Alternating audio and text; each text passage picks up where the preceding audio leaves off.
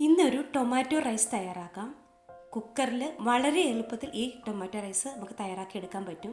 അപ്പോൾ എങ്ങനെയാണ് ഇത് ഉണ്ടാക്കിയെടുക്കുന്നത് നമുക്ക് നോക്കാം.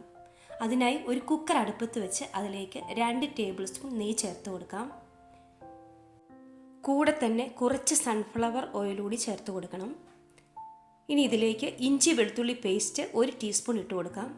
ഇതൊന്ന് മൂത്ത് വരുമ്പോൾ ഇതിലേക്ക് 3 സവോള അരിഞ്ഞത് ചേർത്ത് കൊടുക്കാം. 2 ഗ്ലാസ് അരിയാണ് കേട്ടോ ഞാൻ എടുക്കുന്നത്, അതിനാണ് 3 സവോള എടുത്തിരിക്കുന്നത്. ഈ സവോള നന്നായിട്ട് തന്നെ ഒന്ന് വഴറ്റിയെടുക്കണം. ആവശ്യമുള്ള ഉപ്പും കൂടി ചേർത്ത് ഈ ഒരു പരുവത്തിൽ വേണം സവോള വഴറ്റിയെടുക്കാൻ. സവോള നന്നായിട്ട് വഴന്ന് കഴിയുമ്പോൾ ഇതിലേക്ക് 2 ടീസ്പൂൺ മുളക് പൊടി ചേർത്ത് കൊടുക്കാം. എരിവ് കൂടുതൽ വേണമെങ്കിൽ കൂടുതൽ മുളക് പൊടി ചേർത്ത് കൊടുത്താൽ മതിയാവും. ഈ പൊടികളൊക്കെ ഒന്ന് വഴന്ന് കഴിയുമ്പോൾ അതിലേക്ക് 4 തക്കാളിപ്പഴം കൂടി അരിഞ്ഞത് ചേർത്ത് കൊടുക്കാം.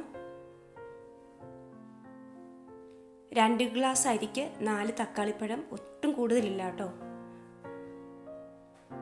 ഈ തക്കാളിയൊക്കെ ഉടഞ്ഞു കിട്ടാൻ വേണ്ടി 1/2 ഗ്ലാസ് ചൂടുവെള്ളം കൂടി ഒഴിച്ചു കൊടുത്ത് കുക്കർ അടച്ചു വെച്ച് 1 വിസിൽ വരുന്നവരെ ഒന്ന് വേവിച്ചെടുക്കാം. ഇല്ലെങ്കിൽ തക്കാളി മിക്സിയിൽ അരച്ചെടുത്തതിന് ശേഷം ഇതിലേക്ക് ഇട്ട് കൊടുത്ത് വഴറ്റിയെടുത്താലും മതിയാവും.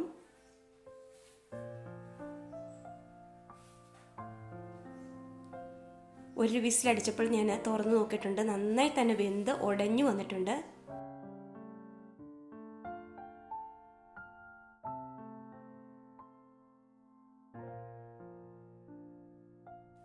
ഇനി ഇതിലേക്ക് 2.5 ടീസ്പൂൺ മല്ലിപ്പൊടി ചേർത്ത് കൊടുക്കാം.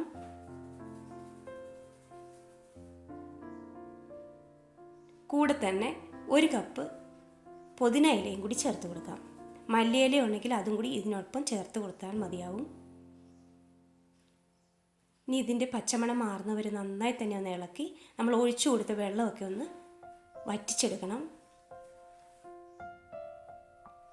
അതിനുശേഷം ഇതിലേക്ക് ഞാൻ 4 കപ്പ് തിളച്ച വെള്ളമാണ് കേട്ടോ ഒഴിച്ചു കൊടുക്കുന്നത്. 2 കപ്പ് അരിക്ക് 4 കപ്പ് വെള്ളമാണ് കേട്ടോ ഇട്ട് കൊടുക്കുന്നത്. ജീരകശാല അരിയാണ് കേട്ടോ ഞാനിവിടെ എടുത്തിരിക്കുന്നത്. ഇത് കഴുകി വൃത്തിയാക്കിയതിന് ശേഷം 10 മിനിറ്റ് കുതിരാൻ വെച്ചിരുന്നു. അതിനുശേഷം വെള്ളമൊക്കെ വാർന്നു കഴിഞ്ഞ് ഇതിൽ എടുത്തു വെച്ചിരുന്നതാണ്. ഇതൊന്ന് അടച്ചു വെച്ച് 1 വിസിൽ വരുന്നവരൊന്ന് വേവിച്ചെടുക്കാം. 1 വിസിലടിച്ച് ആവി പോയതിന് ശേഷം നമുക്കിതൊന്ന് തുറന്നു നോക്കാം. നല്ല കറക്റ്റ് അളവിൽ വെന്ത് കിട്ടിയിട്ടുണ്ട്.